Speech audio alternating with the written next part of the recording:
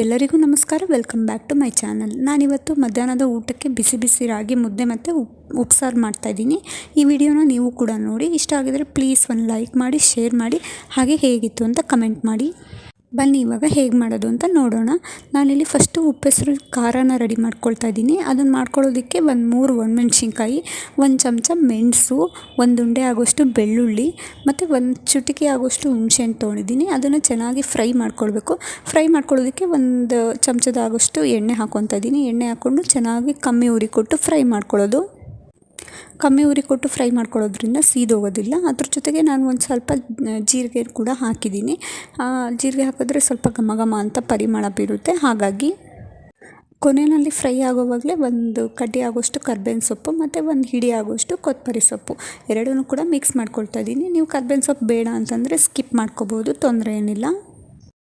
ಮುಕ್ಕಾಲು ಭಾಗ ಫ್ರೈ ಆಗಿದೆ ಅನ್ನೋವಾಗ 1 ಮೀಡಿಯಮ್ ಸೈಜ್ ಟೊಮೊಟೊನ 4 ಭಾಗ ಕಟ್ ಮಾಡಿ ಅದನ್ನು ಕೂಡ ಸೇರಿಸ್ಕೊತಾ ಇದ್ದೀನಿ. ಏಕೆಂತಂದರೆ ತುಂಬ ಚೆನ್ನಾಗಿ ಹುಳಿ ಟೇಸ್ಟ್ ಕೊಡುತ್ತೆ ಖಾರ, ಅದಕ್ಕೋಸ್ಕರ ಅದನ್ನು ಸೇರಿಸ್ಕೊತಾ ಇದ್ದೀನಿ.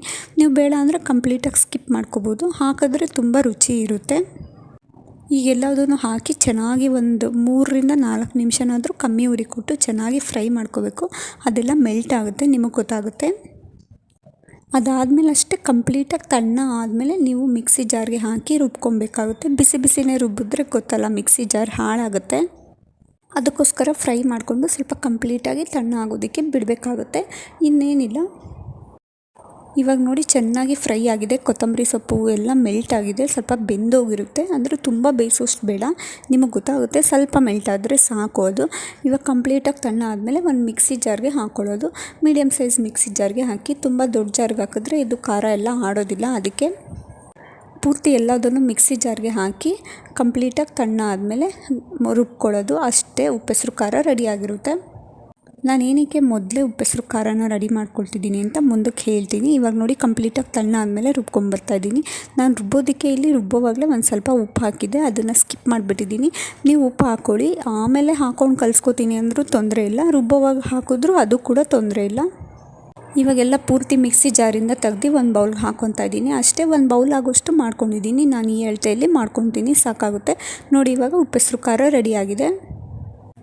ಇವಾಗ ಅದನ್ನು ಪಕ್ಕಕ್ಕೆ ಎತ್ತಿಟ್ಟು ನಾನಿಲ್ಲಿ ಉಪ್ಸಾರು ರೆಡಿ ಮಾಡ್ಕೊಳ್ತಾ ಇದ್ದೀನಿ. ನಾನಿಲ್ಲಿ ಉಪ್ಸಾರನ್ನ ಡಿಫ್ರೆಂಟಾಗಿ ಮಾಡ್ತಾಯಿದ್ದೀನಿ.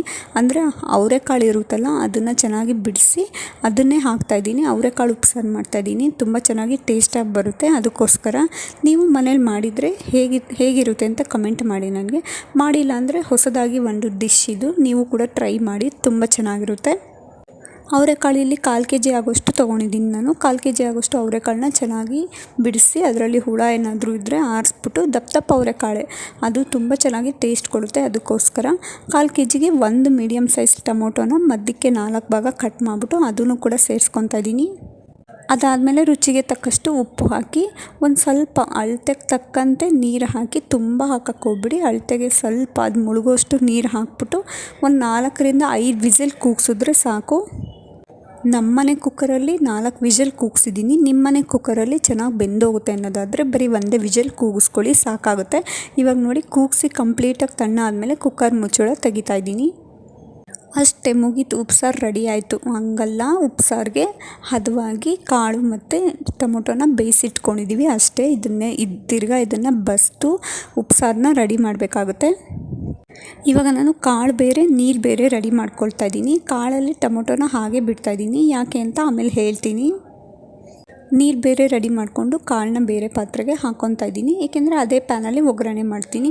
ನಾನು ಏನಕ್ಕೆ ಒಂದೇ ಪ್ಯಾನಲ್ಲಿ ಒಗ್ಗರಣೆ ಮಾಡ್ತಿದ್ದೀನಿ ಅಂದರೆ ತೊಳೆಯೋದಕ್ಕೆ ಈಸಿ ಆಗುತ್ತೆ ಅಂತ ಅಂದ್ಬಿಟ್ಟು. ಇದೊಂಥರ ಹೊಸ ಟ್ರಿಕ್ಸು, ನಾನೇ ಯೂಸ್ ಮಾಡ್ಕೊಂಡಿರೋದು. ಸುಮ್ಮನೆ ಎಲ್ಲ ಪಾತ್ರೆ ಮಾಡ್ಕೊಂಡ್ರೆ ತೊಳೆಯೋದಕ್ಕೆ ನಮಗೂ ಹಿಂಸೆ ಆಗುತ್ತೆ. ಅಡುಗೆನೂ ಮಾಡಿ ತೊಳ್ಕೊಂಡು ಕೂತ್ಕೊಳ್ಳೋದಕ್ಕೆ ಆಗೋದಿಲ್ಲ. ಅದಕ್ಕೋಸ್ಕರ ಒಂದೇ ಸತಿ ಮಾಡ್ಕೊಂಬಿಡೋದು ಬೆಟರ್ ಅಲ್ವಾ. ಈಗ ಪಲ್ಯ ಒಗ್ಗರಣೆ ಹಾಕ್ತಾಯಿದ್ದೀನಿ. ಪಲ್ಯಕ್ಕೆ ನಾನಿಲ್ಲಿ ಮಾಮೂಲಿ ಎಣ್ಣೆ, ಸಾಸಿವೆ, ಹಸಿಮೆಣ್ಸಿನ್ಕಾಯಿ 3 ತೊಗೊಂಡಿದ್ದೀನಿ. ನೀವು ಹಸಿಮೆಣ್ಸಿನ್ಕಾಯಿ ಬೇಡ ಅಂದರೆ ಒಣಮೆಣ್ಸಿನ್ಕಾಯಿ ಕೂಡ ಹಾಕ್ಕೊಬೋದು. ಅದಾದಮೇಲೆ 1 ಮೀಡಿಯಮ್ ಸೈಜ್ ಈರುಳ್ಳಿನ ಉದ್ದುದಕ್ಕೆ ಕಟ್ ಮಾಡಿದ್ದೀನಿ. ಉದ್ದುದು ಕಟ್ ಮಾಡೋದ್ರಿಂದ ಸಖತ್ತಾಗಿ ಟೇಸ್ಟ್ ಕೊಡುತ್ತೆ ಪಲ್ಯಕ್ಕೆ. ಹಾಗಾಗಿ ಚೆನ್ನಾಗಿ ಒಂಚೂರು ಕಲರ್ ಚೇಂಜ್ ಆಗುತ್ತೆ ಅಲ್ಲಿ ತನಕ ಫ್ರೈ ಮಾಡಿಕೊಂಡ್ರೆ ಸಾಕು. ತುಂಬ ಡೀಪ್ ಫ್ರೈ, ತುಂಬ ಬ್ರೌನ್ ಆಗೋಷ್ಟು ಏನು ಫ್ರೈ ಮಾಡೋದು ಬೇಡ, ಒಂಚೂರು ಟ್ರಾನ್ಸ್ಪರೆಂಟ್ ಆದರೆ ಸಾಕು. ಅದಾದಮೇಲೆ ಇವಾಗ ಬಸ್ದಿಟ್ಕೊಂಡಿದ್ವಲ್ಲ ಕಾಳು, ಅದನ್ನು ಸೇರಿಸ್ಕೊತಾ ಇದ್ದೀನಿ. ಅದರಲ್ಲಿ ಟೊಮೊಟೊ ಇಲ್ಲ, ಯಾಕೆ ಅಂತ ನೀವು ಕೇಳ್ಬೋದು. ನಾನಿಲ್ಲಿ ಉಪ್ಸಾರಿಗೆ ಟೊಮೊಟೊ ಮತ್ತು ಇದರಲ್ಲಿ ಸ್ವಲ್ಪ ಕಾಳನ್ನ ತೊಗೊಂಡು ರುಬ್ಬಿಟ್ಕೊಂಡಿರ್ತೀನಿ, ಅದನ್ನು ಕೂಡ ಸೇರಿಸ್ಕೊತೀನಿ. ಅದಕ್ಕೆ ಅದನ್ನ ಬೇರೆ ಎತ್ತಿಟ್ಕೊಂಡಿದ್ದೆ. ಇವಾಗ ನೋಡಿ ಕಾಳು ಹಾಕಿದ್ಮೇಲೆ ಉಪ್ಪನ್ನ ನೋಡ್ಕೊಂಡು ಹಾಕ್ಕೋಬೇಕಾಗುತ್ತೆ, ಏಕೆಂದರೆ ನಾವು ಮೊದಲೇ ಬೇಯಿಸೋದಕ್ಕೆ ಹಾಕ್ಕೊಂಡಿದ್ವಿ. ಅದಾದಮೇಲೆ ಒಂದು ಸ್ವಲ್ಪ ತೆಂಗಿನಕಾಯಿ ತುರಿ, ಒಂಚೂರು ಕೊತ್ತಂಬರಿ ಸೊಪ್ಪು ಹಾಕಿ ಚೆನ್ನಾಗಿ ಮಿಕ್ಸ್ ಮಾಡಿದ್ರೆ ಆಯಿತು. ಪಲ್ಯನೂ ರೆಡಿ ಆಯಿತು. ಈ ಕಡೆ ಒಂದೇ ಕುಕ್ಕರ್ ಪ್ಯಾನಲ್ಲಿ ಒಟ್ಟಿಗೆ ಎಲ್ಲ ಒಂದೇ ಸತಿ ಮಾಡ್ಕೊಂಬಿಡ್ಬೋದು ಅಷ್ಟೇ. ಇವಾಗ ನೋಡಿ ಪಲ್ಯ ರೆಡಿ ಆಯಿತು. ನೆಕ್ಸ್ಟ್ ಇವಾಗ ಉಪ್ಸಾರನ್ನ ರೆಡಿ ಮಾಡ್ಕೊಳ್ಳೋಣ. ಉಪ್ಸಾರು ಮಾಡೋದಕ್ಕೆ ಒಂದು ಪಾತ್ರೆ ಇಟ್ಕೊಂಡು ನಾನು ಬಸ್ತಿಟ್ಕೊಂಡಿದ್ನಲ್ಲ ನೀರು, ಅದನ್ನು ಸೇರಿಸ್ಕೊತಾ ಇದ್ದೀನಿ. ಅದಾದಮೇಲೆ ನಾನು ಸ್ವಲ್ಪ ಟೊಮೊಟೊ ಮತ್ತು ಬೇಯಿಸಿಟ್ಕೊಂಡಿರೋ ಕಾಳನ್ನು ರುಬ್ಬಿಟ್ಕೊಂಡಿದ್ದೆ, ಅದು ಕಂಪ್ಲೀಟಾಗಿ ತಣ್ಣ ಆದಮೇಲೆ ರುಬ್ಬಿಟ್ಕೊಂಡಿದ್ದೆ, ಅದನ್ನು ಕೂಡ ಈ ಉಪ್ಸಾರು ಜೊತೆ ಸೇರಿಸ್ಕೊತಾ ಇದ್ದೀನಿ. ನೀವು ಈ ರೀತಿ ಸೇರಿಸ್ಕೊಳ್ಳೋದ್ರಿಂದ ಉಪ್ಸಾರು ಟೇಸ್ಟೇ ಬೇರೆ ಥರ ಕೊಡುತ್ತೆ. ಒಂದು ಸತಿ ನೀವು ಮಾಡಿಲ್ಲ ಅಂದರೆ ಬೇಕಾದ್ರೆ ಒಂದು ಸತಿ ಟ್ರೈ ಮಾಡಿ ನೋಡಿ. ಈ ಥರ ಹೊಸ ಟಿಪ್ಸ್ನ ತುಂಬ ಚೆನ್ನಾಗಿ ಟೇಸ್ಟಾಗಿರುತ್ತೆ.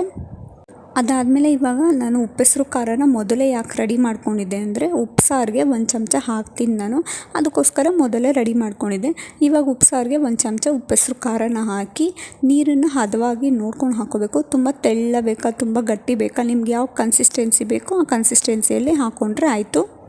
ಹಾಕ್ಕೊಂಡು ಚೆನ್ನಾಗಿ ಮಿಕ್ಸ್ ಮಾಡ್ಕೊಬೇಕು. ಅದಾದಮೇಲೆ ಉಪ್ಪನ್ನ ನೋಡ್ಕೊಂಡು ಹಾಕಿ, ಏಕೆಂದರೆ ನಾವು ಮೊದಲೇ ಕಾಳು ಬೇಯಿಸೋವಾಗ ಹಾಕಿದ್ವಲ್ಲ, ಅದು ನೀರಲ್ಲಿ ಇರುತ್ತೆ, ಅದಕ್ಕೋಸ್ಕರ ನೋಡ್ಕೊಂಡು ರುಚಿಗೆ ತಕ್ಕಷ್ಟು ಉಪ್ಪು ಹಾಕಿ ಚೆನ್ನಾಗಿ ಒಂದು 10 ನಿಮಿಷ ಕಮ್ಮಿ ಉರಿ ಕೊಟ್ಟು ಚೆನ್ನಾಗಿ ಕುದಿಸ್ಕೊಂಡ್ರೆ ಆಯಿತು. ಉಪ್ಸಾರು ರೆಡಿ ಆಯಿತು. ಕಮ್ಮಿ ಉರಿನೇ ಕೊಟ್ಟು ಚೆನ್ನಾಗಿ ಕುದಿಸ್ಕೋಬೇಕು. ನೋಡಿ ಇವಾಗ ಚೆನ್ನಾಗಿ ಕುದ್ದಿದೆ, ಉಪ್ಸಾರು ರೆಡಿ ಆಯಿತು. ಮುಗೀತು ಅಲ್ಲಿಗೆ. ಎರಡೇ ಪಾತ್ರೆಯಲ್ಲಿ ಮಾಡ್ದಂಗೆ ಆಯಿತು. ಸುಮ್ಮನೆ ಪಾತ್ರೆ ತೊಳೆಯೋದಕ್ಕೂ ಹಿಂಸೆ ಆಗುತ್ತೆ, ಅದಕ್ಕೆ ಒಂದೇ ಸತಿ ಈ ರೀತಿ ಮಾಡಿಕೊಂಡ್ರೆ ಹೊಸ ಟಿಪ್ಸ್ ಇದು, ನೀವು ಕೂಡ ಯೂಸ್ ಮಾಡಿ. ಇವಾಗ ಉಪ್ಸಾರು ರೆಡಿಯಾಗಿದೆ, ಎತ್ತಿಟ್ಕೊಂಡು ನಾನಿವಾಗ ಮುದ್ದೆಗೆ ಇಟ್ಕೊಳ್ತಾ ಇದ್ದೀನಿ. ಮುದ್ದೆ ಮಾಡೋದಕ್ಕೆ ಸಾಮಾನ್ಯವಾಗಿ ಎಲ್ಲರಿಗೂ ಬರುತ್ತೆ, ನಾನೇನು ಹೊಸದಾಗೇನು ಟ್ರೈ ಮಾಡ್ತಾಯಿಲ್ಲ. ಮಾಮೂಲಿ ಒಂದು ಪಾತ್ರೆ ಇಟ್ಕೊಂಡು 1 ಲೋಟ ಹಿಟ್ಟಿಗೆ 1.5 ಲೋಟದಷ್ಟು ನೀರು ತೊಗೊಂಡಿರ್ತೀವಲ್ಲ, 1.5 ಲೋಟದಷ್ಟು ನೀರನ್ನ ಫಸ್ಟೇ ಹಾಕ್ಬಿಟ್ಟು ಅದಾದಮೇಲೆ 1 ಸ್ಪೂನ್ ಆಗೋಷ್ಟು ರಾಗಿ ಹಿಟ್ಟನ್ನು ಹಾಕಿ ಚೆನ್ನಾಗಿ ಮಿಕ್ಸ್ ಮಾಡ್ಕೊಂಬಿಡ್ಬೇಕು. ಸ್ಟವ್ ಹಚ್ಚೋಕ್ಕೂ ಮುಂಚೆ ಮಿಕ್ಸ್ ಮಾಡಿಕೊಂಡ್ರೆ ನಮಗೆ ಮಧ್ಯದಲ್ಲಿ ಗಂಟಾಗೋ ಚಾನ್ಸಸ್ ಕಮ್ಮಿ ಇರುತ್ತೆ.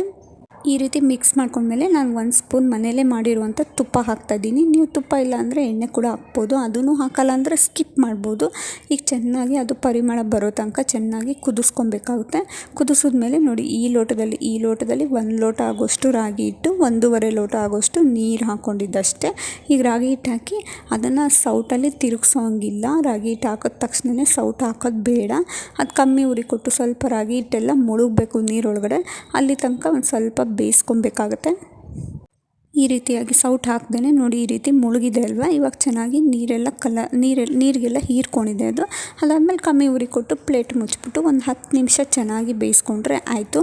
ಕಲರ್ ಚೇಂಜ್ ಆಗಿರುತ್ತೆ ಮತ್ತು ಪರಿಮಳ ಕೂಡ ಬಂದಿರುತ್ತೆ, ನಿಮಗೆ ಗೊತ್ತಾಗುತ್ತೆ. ಅಲ್ಲಿ ತನಕ ಬೇಯಿಸ್ಕೊಂಡ್ರೆ ಆಯಿತು. ಇವಾಗ ಮುದ್ದೆ ಕೋಲು ತೊಗೊಂಡು ಚೆನ್ನಾಗಿ ತಿರುಗಿಸ್ಕೊಂಡ್ರೆ ಆಯಿತು. ಸ್ಟವ್ ಮೇಲೆ ಪಾತ್ರೆ ಇಟ್ಕೊಂಡು ಮುದ್ದೆ ಕೋಲು ಇಟ್ಕೊಂಡು ತಿರುಗ್ಸೋದು ಕಷ್ಟ ಆಗುತ್ತೆ. ನಾನಿವಾಗ ಎತ್ತಿಟ್ಕೊಂಡು ಮಾಮೂಲಿ ಕೆಳಗಡೆ ಇಟ್ಕೊಂಡು ತಿರುಗಿಸ್ತಾರಲ್ಲ ಆ ರೀತಿ ಮಾಡಿಬಿಟ್ಟು ತಿರ್ಗಾ ತೊಗೊಬಂದು ಇಟ್ಟಿದ್ದೀನಿ.